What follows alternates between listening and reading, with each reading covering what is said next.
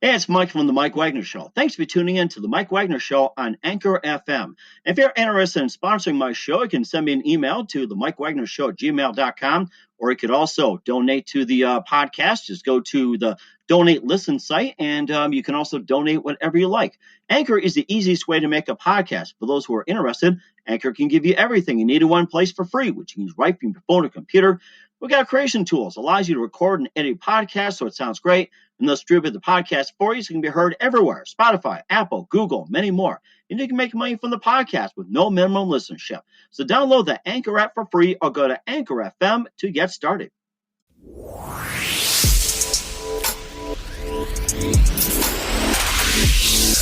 It's now time for the Mike Wagner Show, powered by Sonic Web Studios. Visit online at sonicwebstudios.com for all your needs. The Mike Wagner Show brings you famous celebrities and amazing people from all over the world. Listen online at themikewagnershow.com and on Facebook, SoundCloud, Spreaker, Spotify, and iHeartRadio. And watch the interview on YouTube. So sit back and relax and enjoy the Mike Wagner Show.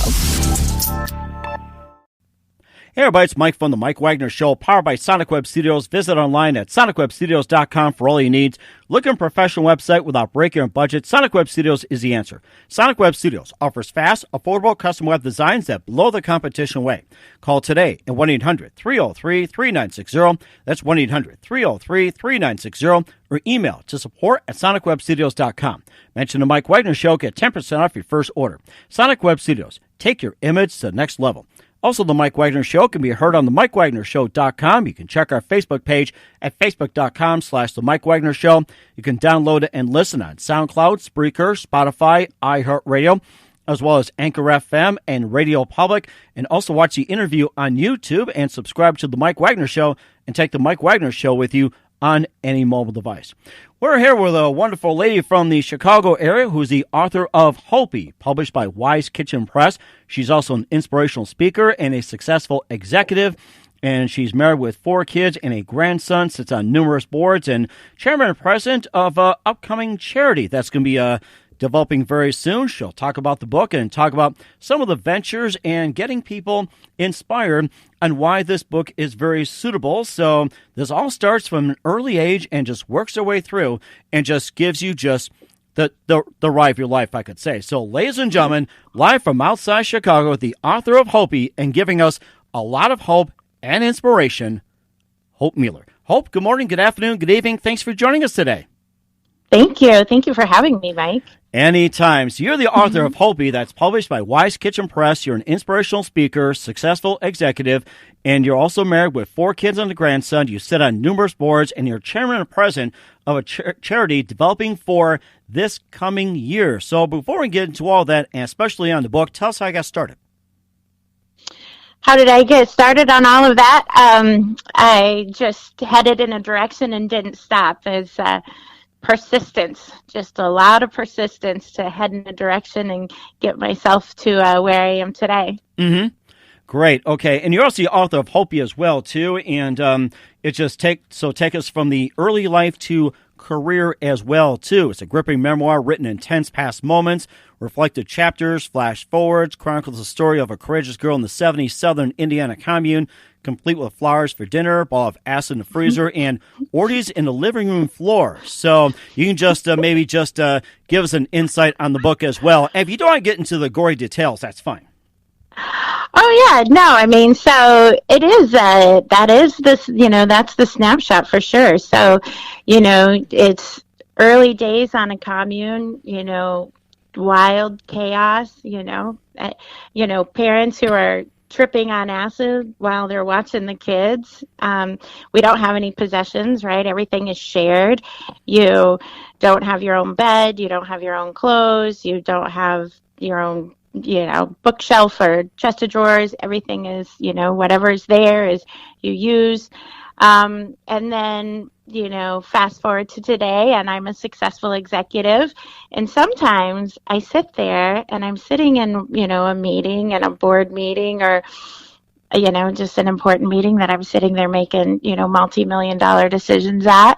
And you're sitting there and you're like, wait, how did I get here? Like, what is happening? Like, how am I the one making decisions? How am I the one trying to, guide these things or be the rule follower, make sure everyone else is following rules when I first started, there were no rules. There's literally not a rule all the way through, my early childhood to through high school, and then I moved out when I was 15. So, but even up until then, there was one rule that I started to get once I hit 7th grade. I got straight A's, and that became the only rule, was that I had to get good grades, but I could smoke, I could drink, there was no curfew, I could have friends over, I could not have friends over, I could be in and out of the house. There was just not a rule to be seen. And now I sit on a lot of roles that require all these rules, and sometimes you look back and you think, wow, like, how am I the one sitting here? Not only that, the people sitting next to you, they have a very different life experience than you, right? They've grown up in more typical families with a certain level of wealth and a certain level of these Ivy League schools, and you think, well, I made it somehow, and that's part of the reason why the book got started.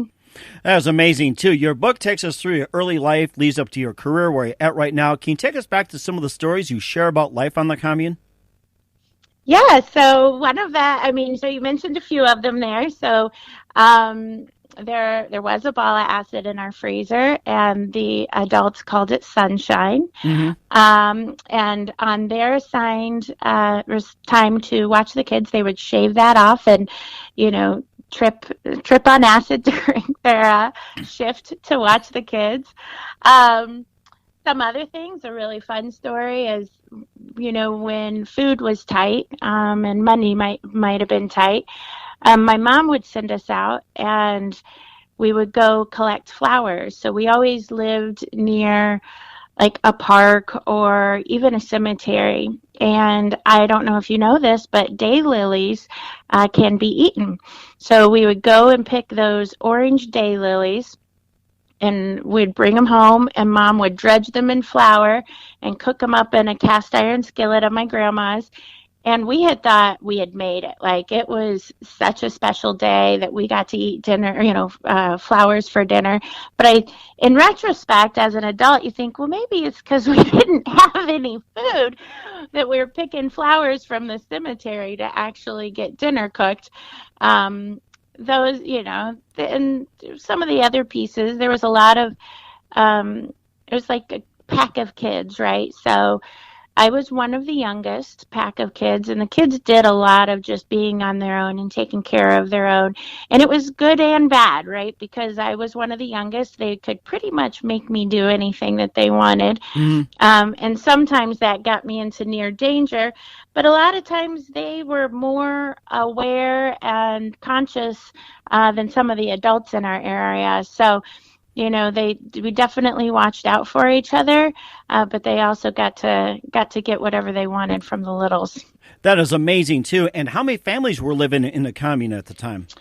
So I don't honestly really know. So what it was a co-op commune situation where kids and adults, so kids could be dropped off at any time during the day, and all the adults had to do was sign up for shift to watch the kids. So it's probably a fluid number. It probably wasn't very many, maybe 10, 15 families. Wow. Kids got pretty close, but we actually lived there, right? So there was just a few families who lived there, but most of the families were transient. So it was a lot of, you don't know who's going to be in the house. You don't know what kids are going to be in the house. You don't know what adults are going to be in the house. And you don't know who's going to be watching you. So it's just a lot of just pure chaos. Mm-hmm. Chaos. And also getting back to the flowers for dinner as well, too. What are some of the other flowers that you had for dinner, mm-hmm. too? And I remember dandelions were very common, like dandelion soup or dandelion, everything else. And what are some of the other flowers that you had for dinner? Most of the flowers we did mostly did the daylilies. We did definitely have dandelions. Mom knew how to turn that into tea and some other things. But I mean, our garden, we always had a garden, although we had to move a lot. So we didn't know if we would be around when it was time to harvest the garden. But Mom always grew pot plants back there too, and we got taught at an early age how to harvest the pot plants, and she taught me to roll a joint at 10 years old at our kitchen table. Wow. Not to smoke it with her, but just to know how to do it, which did come in handy in my high school years. Hey, where's Willie when you need him? Yeah. Where's the only girl in the room who can roll a joint? Oh, that is something. That's something. And can you talk about some of the lessons you've taken from your early life experiences you're able to apply in business today? Yeah, so that is the interesting thing, is being in such a wild, chaotic environment. I definitely thrive in chaos. I thrive in something very busy, and I turn it into order. So I'm very, very comfortable with change, and it doesn't matter what industry you're in. It doesn't matter what you're doing. Change is coming, and it's coming fast, and it's coming frequently. And if you can get comfortable with change, you can always be more successful. And then I'm focused on problem solving, right? Like, I want to fix problems. I want to make things orderly. But because of some of the chaos we had, I started creating my own order. So at 10, I wanted, my room was clean. I, made my bed every morning. I organized my shirts. They were in color-coded order. And I started to create order for myself. So those two things, being comfortable with change and then being a problem solver and focusing on getting things, taking that chaos and creating systems of order out of it. That is what I've done with that first thing we talked about, with being just pure persistence, right? Like, you just drive really hard towards the goal. And then, of course, there's no way you can't do it if you don't have a million people who are help you along the way, different mentors and people who invest in you and people who take the time to, help you along the way. So those are the three things that, although it was wild, honestly, in many ways, it benefited, me and my career. It sounds amazing, too, and how you can benefit from that. What are some of the examples of chaos that you've been involved in? At home or at work, or do you have it can be at home or it can be at work. So take your pick. Okay, well, one of the interesting parts, and this is in the book, is we moved out of the commune about 5, 6, maybe 7. So I was pretty young. But then my mom married her third husband, and we moved into this really strict, violent alcoholic home where you had to sit down for dinner. You had to put your napkin on your lap. You had a pitcher of milk and a pitcher of water on the table. You had to put the dishes, a certain way. And so we went from this free form, wild love, super fun for the adults, just pure chaos, into this super structure, about 6 or 7. And although it came with some violence, and it definitely came with addictions, I gravitated to it because it was so orderly, because dinner was served pretty consistently, because we moved less frequently. So that change there really resonated with me. And I think it happened at a young enough age that I could, roll with it. I could adapt to this really strict structure. And I actually, I enjoyed that time because of the order that was provided. And I got pretty comfortable with the violence because I felt like that came with some of those Maslow's hierarchy of needs. You need food, you need a place to sleep. And so, yeah, it comes with violence. We can take that into. And where did you go afterwards out of the violent home? Well, so then we moved back so they got divorced, and then we moved back into a pretty chaotic environment. It wasn't a commune, but my mom, started working at a bar at night because she could, make some decent money there, and that spoke to a lot of her inner demons and her addictions. And so, although it wasn't a commune, there was quite a few people that roll through the house, her drug dealing boyfriend or some other guy, or lots of people coming in and out of the house. And so chaos ensued pretty quickly thereafter. And so that's part of the reason why I moved out when I was 15. I had an opportunity, me and my girlfriend put a PowerPoint together. My mom was pretty fine with it. My older sister had already moved out when she was 16. And my only rule was, you could move out, but you can't let your grades fall. That is amazing, too. And, of course, we'll get to more about your life at 15. You listen to the Mike Wagner Show at the MikeWagnerShow.com, powered by Sonic Web Studios. Visit online at SonicWebStudios.com for all your needs. Looking for a professional website without breaking your budget? Sonic Web Studios is the answer. Sonic Web Studios offers fast, affordable custom web designs that blow the competition away.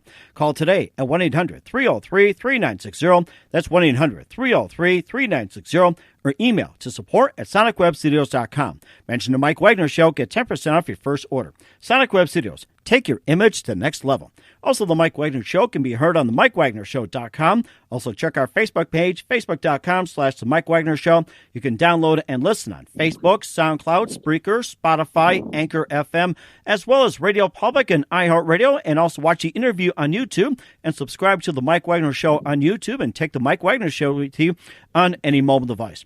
We're here with Hope Mueller, the author of Hopey, published by Wise Kitchen Press. She's an inspirational speaker, successful executive, married with 4 kids and a grandson, sits on numerous boards, and chairman of a president of an upcoming charity of this year we talked a little bit about the book, and also talked about the upbringing in a commune and also in a strict environment. And you got to a point where you're starting your own life at the age of 15. And, of course, another question before we get to that, what do you wish as 15-year-old you would have known then?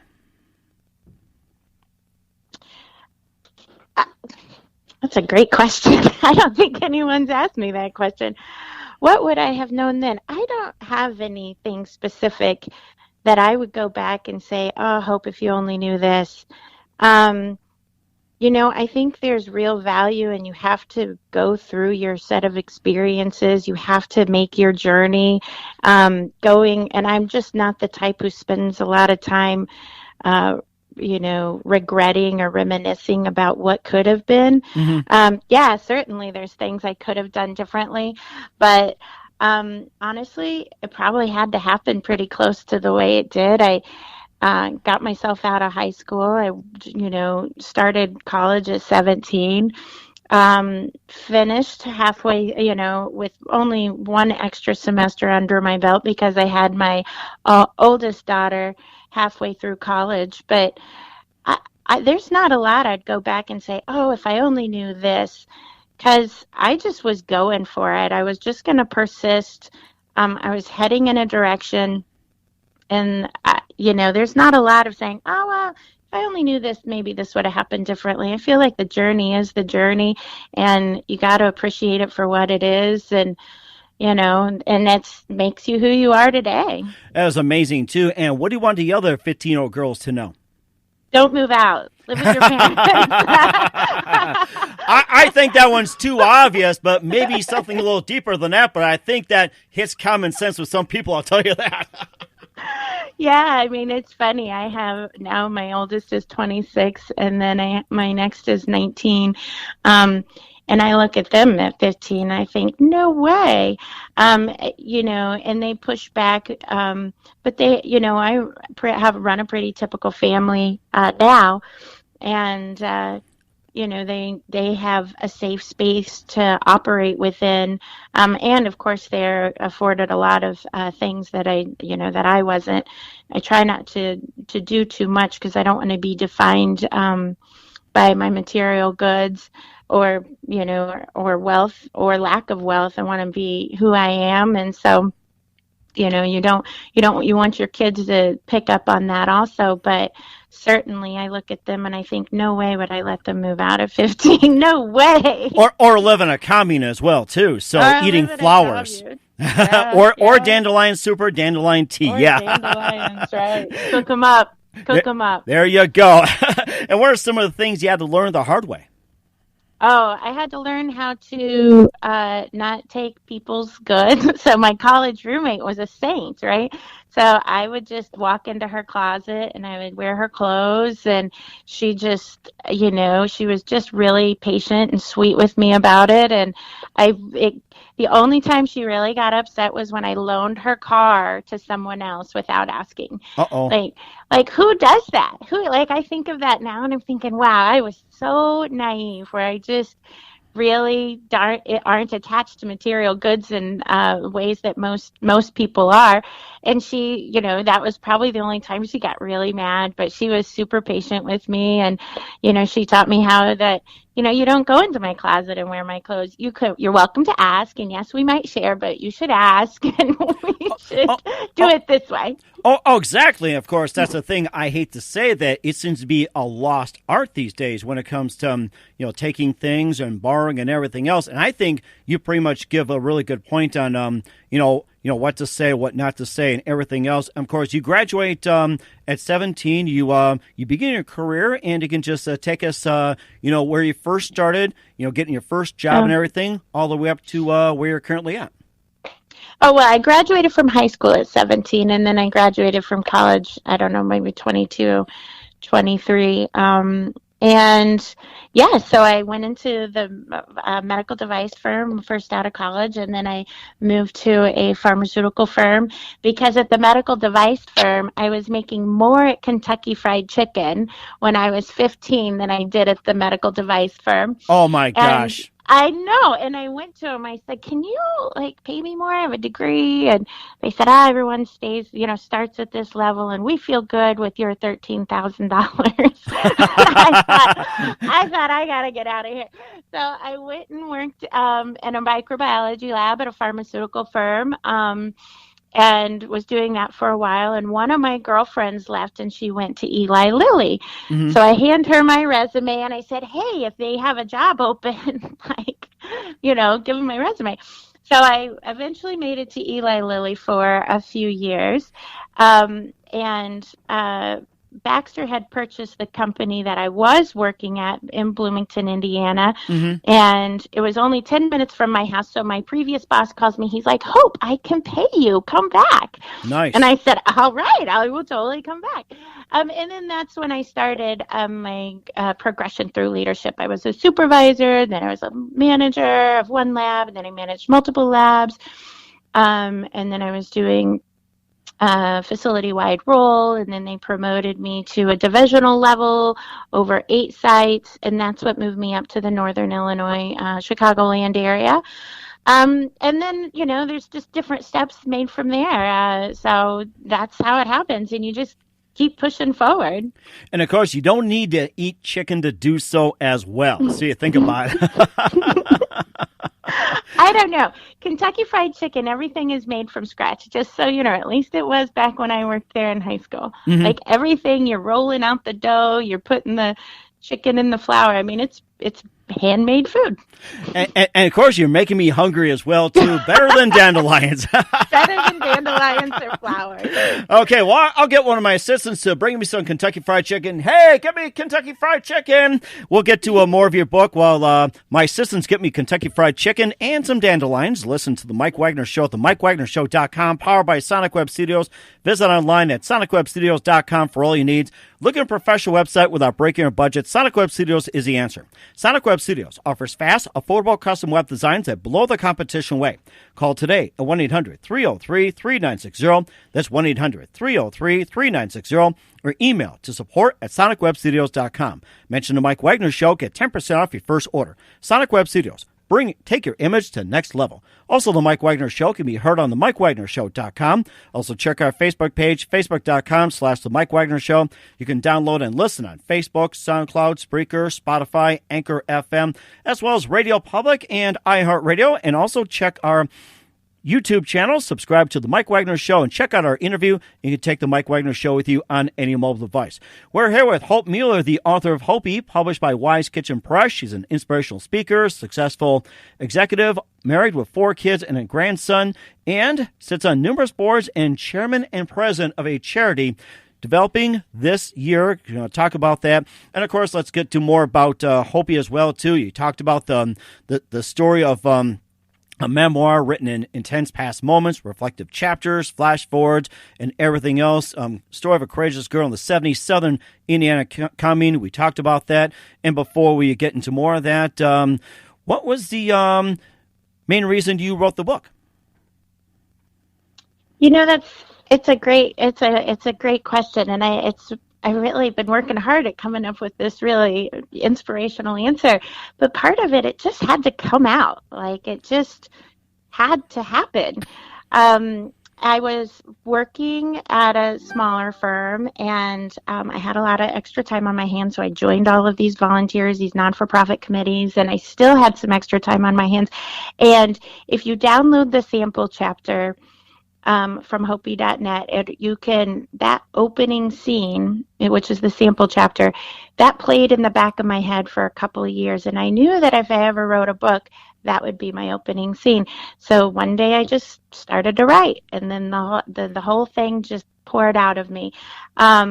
And the book ends, just so you know, and the reader, the listeners know, the book ends when I take my college entrance exams, other than the little flash forwards and little glimpses of my life today. So on top of it, there's some element of, I just had to have it happen. It just wanted to come out. But then I was acquired. My small firm was acquired by a larger firm, and I thought I wasn't going to have a job. They already had a vice president in my role. I thought, are they going to need another one? So I spent 2 or 3 months trying to greenfield it, because what happens sometimes in your career is you get pulled along, and it has its own inertia, and you don't have a lot of opportunity to stop and say, okay, wait, is this really what I want to do? So I went to a writer's conference, and I realized, this is just a whole nother job to get this book written. But I had no idea what I was doing. Like, you could pay $10 and you could pitch to somebody. I'd never pitched. My book was it's 70% complete, and it was the first draft disaster. But I pitched 3 people, because on the first day they teach you how to pitch. So I wrote that down and practiced for 3 days. And then 2 out of the 3 were like, yeah, send me what you got. And I thought, I can't send this to anyone. It's a disaster. So then I hooked myself up with an editing partner. We got it to a good spot. And then I found a publishing, partner, and we're getting it out there. So a lot of it just had to happen. Something inside of you had to happen, and then it became a goal, pretty goal-oriented, so then I have to get it launched. So that's where we're at. That is amazing, too, and no pun intended. What do you hope people will gain from reading it? It is about being inspired, and it's about knowing that no matter who you are or where you started or even where you're at today, you can go out and do amazing things. Whatever that amazing looks like, you can focus and drive and just go be amazing. And I just want everyone to know it doesn't matter who you are. It doesn't matter where you started. It doesn't matter what you experienced. If you want to go out there and, do amazing things, it's out there for the taking. It's interesting. The other day on Facebook, one of these quizzes was rolling around. And yes, I remember those. That just either gets a lot of likes or encourages viruses or try to get your personal information. I know how it is, but go ahead. Yeah, no, they definitely are. And it was 10 childhood traumas, and you give yourself a point for every one that you had experienced. And the guy that had posted it, I know him. He's, a friend of mine. I thought he did have an interesting childhood. And I said, well, what's your score? And he said 2. And I thought, nuts, because mine's 8, right? I had 8 out of these 10 childhood traumas that I had experienced. But there was one that I didn't. And this was parents who belittled you, or parents who made you feel small, or parents who didn't believe in you or didn't encourage you. I didn't have that. So throughout everything, my mom, my dad, the majority of the adults in my life told me I could be amazing things. I could go do amazing things. I could be an astronaut or a doctor, a neurosurgeon, a bull rider, literally whatever I wanted to do, I could go out and do. And I feel like that is the foundation you can build on, because if you believe and you believe in yourself, and if you didn't get that as a kid, go make it for yourself. If you believe in yourself, you can go make amazing things happen. But I had to have that one, and that's the most important one out of the 10, at least on that Facebook quiz. and of course, Facebook does good things as well too, I have to say. So in your book, you say every childhood shapes a child. Mine was tumultuous, but here I am standing strong and grateful. How has your experience shaped your parenting? So I do give my kids a ton of space. I'm certainly the opposite of a helicopter mom. But what I do is I try and create the space within a safe space to make those. So you give them the boundaries, it's safe space, but you give them a lot of autonomy and decision making, and they have the full range of those, the benefits of those decisions and the consequences of those decisions. But certainly I'm not forcing them to go off and do anything. I try and get that foundation of belief in. I let them know how amazing they are and what wonderful people they are, and they can do whatever it is they want to do. I have told my 8-year-old she can be a bull rider, although I really don't want her to do that. But if she really wants to do it. It's actually a fun sport, although I tried a mechanical bull one time, and I lasted just 1 second. Up where we're at in North Dakota, it's like I've seen 3 guys that had done it in 8 seconds. And, of course, wow. Think if you can do it in 8 seconds, anybody can do it. So, think about that. That's crazy. Yeah, that's crazy. But, of course, continue your saying, though. Yeah, no, so that's the type of parents I try to, you give them a big, strong foundation of love and acceptance, and but I give them a ton of room to be who they are and to grow into who they want to be. That is amazing, too. And what advice do you have for someone who's lived through chaos, confusion, and doesn't know how to get their bearings in life? I would say get that foundation of belief. If you can find a way to believe in yourself and know that you can do whatever it is you can set out to do. If you want to be an executive, or if you want to be, living on a mountaintop, riding mountain bikes all day, whatever. If you have to build from that foundation of belief. So if you don't have that, get help, right? Go find a therapist. Surround yourself with people who know and love you. Start there, and then focus on those other things. Find a way to be comfortable with change. Focus on problem solving, and then just persist. Because if you do that, you will get done whatever it is you want to set out to get done. That is amazing, too. And we'll talk about your career as well, too, and some of the not-for-profit boards you're on. You listen to The Mike Wagner Show at themikewagnershow.com, powered by Sonic Web Studios. Visit online at sonicwebstudios.com for all your needs. Look at a professional website without breaking a budget. Sonic Web Studios is the answer. Sonic Web Studios offers fast, affordable custom web designs that blow the competition away. Call today at 1-800-303-3960. That's 1-800-303-3960. Or email to support@sonicwebstudios.com. Mention the Mike Wagner Show. Get 10% off your first order. Sonic Web Studios. Take your image to the next level. Also, the Mike Wagner Show can be heard on the MikeWagnerShow.com. Also, check our Facebook page, Facebook.com/The Mike Wagner Show. You can download and listen on Facebook, SoundCloud, Spreaker, Spotify, as well as iHeartRadio, Anchor FM, and Radio Public. You can also watch the interview on YouTube on The Mike Wagner Show. Make sure you subscribe to The Mike Wagner Show channel and take The Mike Wagner Show with you on any mobile device. We're here with the author of Hopey, published by Wise Kitchen Press, Hope Mueller. She's an inspirational speaker, successful executive, married with 4 kids and a grandson, sits on numerous boards, and chairman and president of a charity developing for 2019. And we'll get into that. And, he talked about the scholarship and some of the not-for-profit boards you sit on. And tell us all about the scholarship and some of the boards you sit on. Okay, the scholarship we started last year. My 19-year-old experienced a major trauma when she was between 15 and 16, between her sophomore and junior year summer. And, we made it through, but we made it through by creating a safety net with her school. and with the teachers and administrators of her school. And when she graduated, I felt like a fruit basket was going to be insufficient in thanking these people for helping me. And helping my daughter.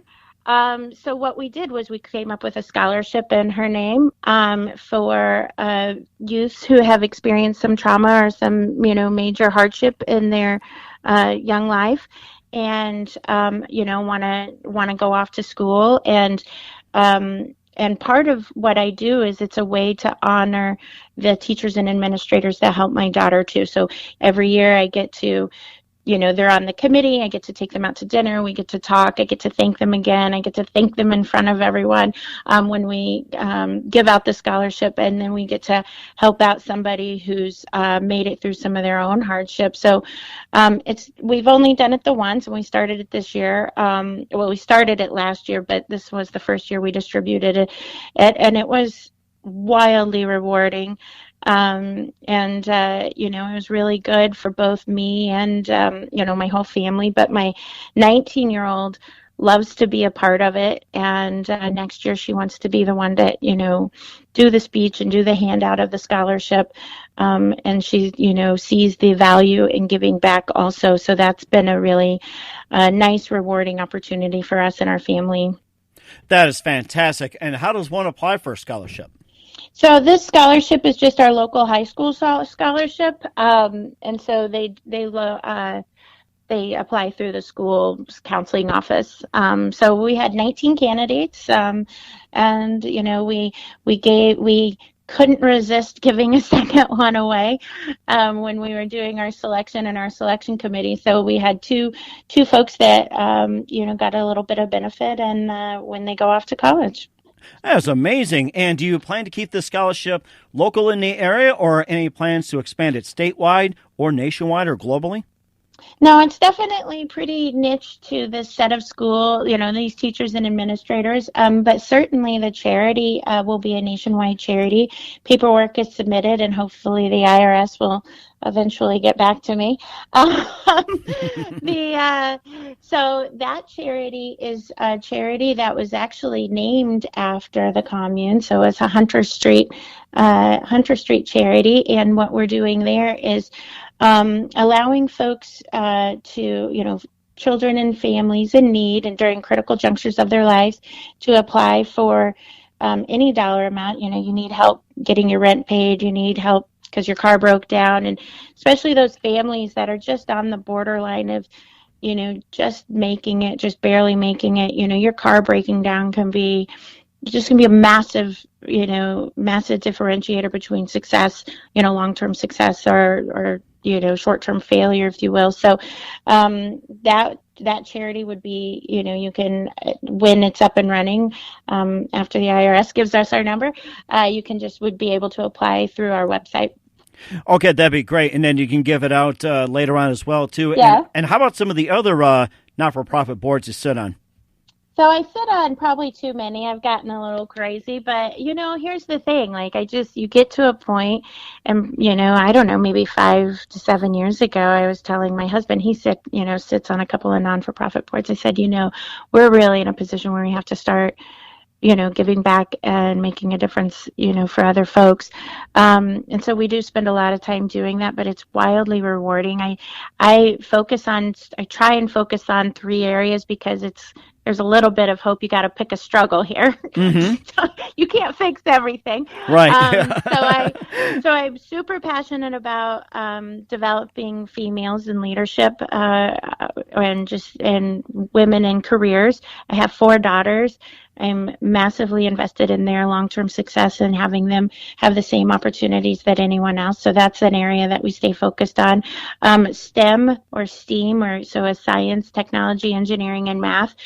We put a lot of time in the youth opportunities there. Again, sometimes I gravitate towards female STEM opportunities. And then one that I'm going to roll off of a couple of boards, and I'm going to join a new board this year. It's called CASA, and that is for kids that are in the foster home system. So, kids who are in transient housing, and, I'm not going to be their mentor because that's a different time commitment that I don't have, but I am going to sit on the board and try and make a difference in those children's lives. That is amazing, too, and looking forward to have you talk about that as well later on. And where do you see yourself career-wise in the next 5 years? Well, I, and continue my journey in the pharmaceutical industry. Certainly, I would want to be an author and speaker. And part of the reason why I'm getting this ready at this earlier stage of my career, not early, mid to late stage. Oh my gosh, how old am I? Only one hopes, I'll tell you that. Mid to late stage career. I don't know what the phrasing is. So no, I want to lay a foundation of having something to parlay my, final career into, and that's I'll be a full-time author and speaker. Is that 5 years? Is that 7 years? There's mergers and acquisitions every day in my industry. Uh-huh. Part of the reason why I actually wanted to make sure this got out there and I was launching on a certain timeline was because a lot of people that I work with are impacted by those in their late stage careers, right? They're 50, they're 55, and all of a sudden they are laid off with a big group of people, and they are looking at each other saying, what am I going to do? I got to go to get a job. And I'm thinking, oh yeah, I don't want to be there. Mm-hmm. I don't want to be like last minute planning at 55. Like, where am I going to go work? Right. Like I want to have a foundation laid for, full-time author and speaking. Right, exactly, too. And, of course, the people above 50 are, like, the most common to get laid off. I mean, it is just, what do you got to say about that? Yeah, it's amazing. These women, they're in my network. Right? We sit on a couple of boards with each other for promoting women leadership in the healthcare space. And they, these are big titles too. These are VPs, these are SVPs, these are CFOs or, CEOs, and they are, all of a sudden in their early 50s, looking, saying, okay, I was just laid off. What do I do? And so it was interesting. I told that little bit of the story when we were acquired. You get in it's your own momentum and your own inertia, and there's just not very many opportunities in your life, or maybe there are more opportunities and we're just not smart enough to take them, where you step back and you reflect and you say, okay, is this what I want to do? During that period, I totally told my husband, I was like, I'm going to go be a barista, and then I'm going to open a balloon store, and then I'm going to be a writer. Barista balloons, I like that. I know. And my husband is like, what are you talking about right now? And the company that acquired us, like, I found a seat at the table, but there was, a few months there that I didn't know if I was going to end up there. So, but I wanted to honor that opportunity, say, okay, well, really, who do I want to be? And is this really the direction I want to continue to head? Do I want to continue to stay in this space for another, 5, 10, 15 years? Mm-hmm. That is amazing, too. And it's good you got everything all planned out where most people don't do it. And of all the projects you have been involved in, especially starting, way back in the commune and everything else, what do you consider your most favorite project and the most challenging? Well, if anyone says anything other than parenting, they're lying to themselves, because that is a project, right? You are doing your level best every day to, provide, keep people safe, give them opportunities, expose them to new opportunities and new challenges, let them experience both success and failure, help them do goal setting. And certainly it's hard to see if you're being successful or not, right? And, parenting is easily the biggest project. Easily. There's not even anything close to it. I mean, work projects are work projects. The book one was pretty exciting and has been wildly exciting. I have no idea what I'm doing every day on the book, but my publisher and my marketing team try to keep me on the straight and narrow. But And certainly those non-for-profit activities are, they're just work. You just get some stuff typed up, sent off, and hope it flies. But certainly parenting, it's a long-term commitment, and it's hard to see your success or failure along the way. Mm-hmm. That is amazing too. And what do you consider most memorable moment? Oh, from parenting? It can be from anything. From my most memorable moment. These are good questions, Mike. I've been on 3 or 4 of these so far, and no one's asked me that one. You're doing a great job. I'll tell you that. You're doing a great job. Good. I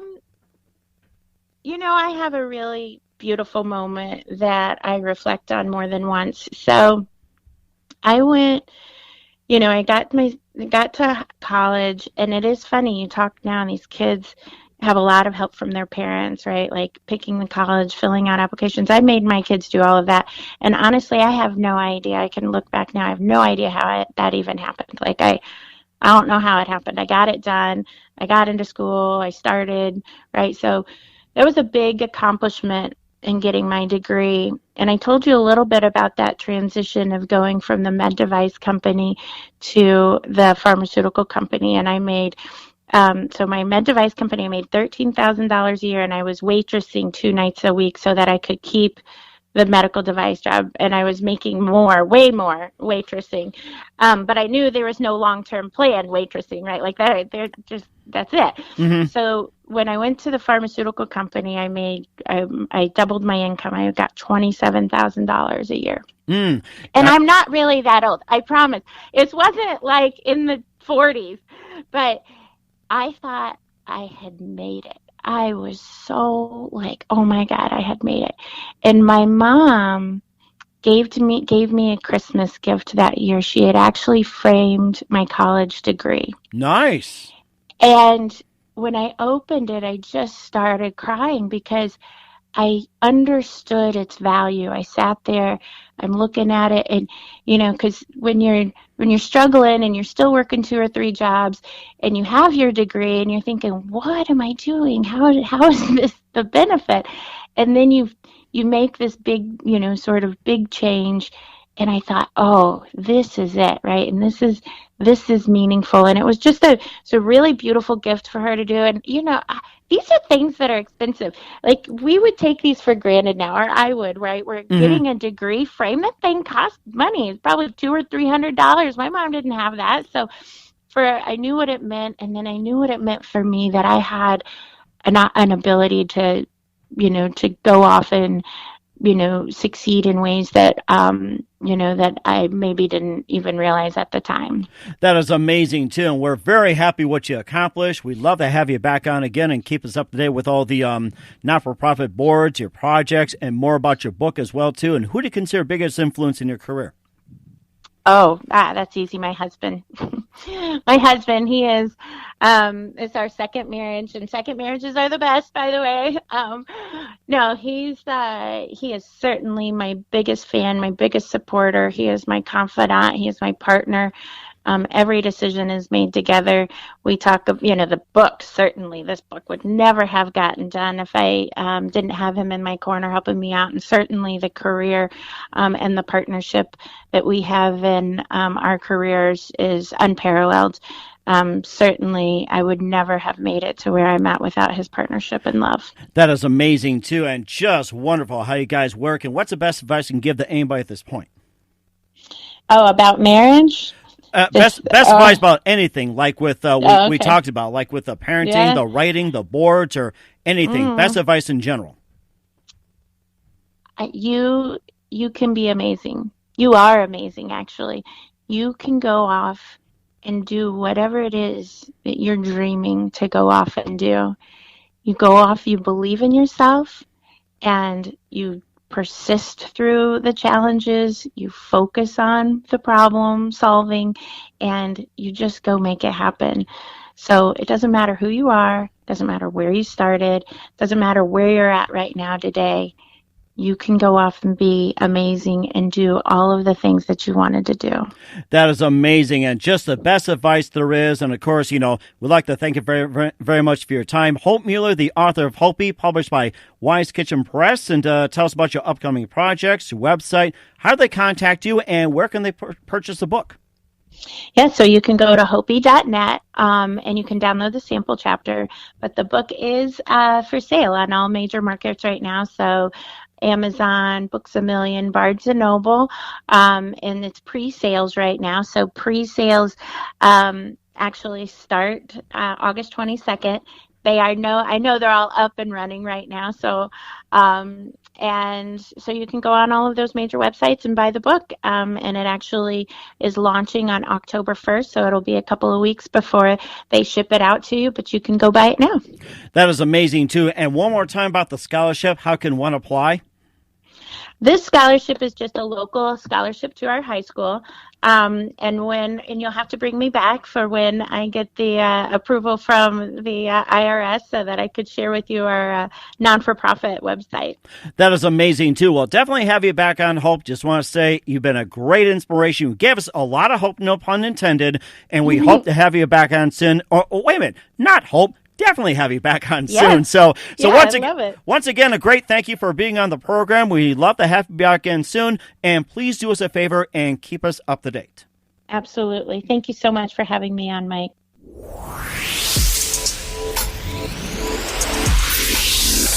Thanks for listening to The Mike Wagner Show, powered by Sonic Web Studios. Visit online at sonicwebstudios.com for all your needs. Listen online at themikewagnershow.com and on Facebook, SoundCloud, Spreaker, Spotify, and iHeartRadio. And watch the interview on YouTube. Also, become a sponsor of the program and or donate today at themikewagnershow.com. Join us again tomorrow for another episode of The Mike Wagner Show.